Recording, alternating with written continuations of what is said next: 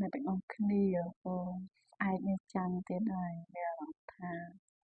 ខ្ជិលទៅធ្វើការដែរតាមពិតទៅណាគេក៏មានអារម្មណ៍ថាធុញនឹងការចាំងដែរតែពេលខ្លះយើងត្រូវគិតចេះវិញថាថ្ងៃចាំយើងនៅមានការងារសម្រាប់ទៅធ្វើគឺល្អបំផុតដែរយើងអាចទៅធ្វើការអាចមានប្រាក់ខែអាចមានប្រាក់ចំណូលមកចិញ្ចឹមជីវិតចុះមួយថ្ងៃណាយើងអត់មានការងារធ្វើហើយយើងភ្ញាក់មកជាថ្ងៃចាំដែលយើងអត់មានអីធ្វើសោះអត់មានចំណូលចូលអាហ្នឹងគឺជារឿងដែលយើងពិបាកចិត្តរើសដែរ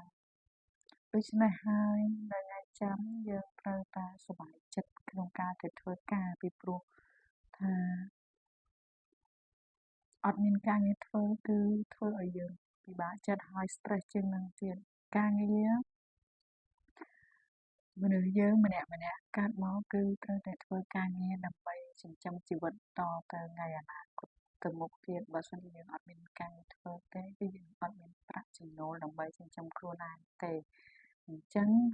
យើងបើសិនជាយើងកំពុងតែមានការងារធ្វើយើងត្រូវតែសប្បាយចិត្តជាមួយនឹងការងារមួយនេះព្រោះថាបើសិនជាយើងពិបាកចិត្តក៏វាអត់មានបានអីមកវិញដែរមានបានតែស្មុគស្មាញនឹងធ្វើការងារអត់ចេញអញ្ចឹងបើយើងជិះទៅរៀនទៅធ្វើការមិនរួចទេយើងគួរតែទៅធ្វើការដោយសប្បាយចិត្តហើយមានមោទនភាពនៅខ្លួនឯងដែលកំពុងតែមានការងារធ្វើខ្ញុំនិយាយបែបនេះដោយសារតែខ្ញុំធ្លាប់អត់ការងារធ្វើហើយទៅពេលយើងអត់ការងារធ្វើទៅព្រឹកឡើងអារម្មណ៍ថាអស់សង្ឃឹមខ្លាំងណាស់ថ្ងៃចាំដែលគេទៅធ្វើការគ្រប់គ្នាយើងត្រូវ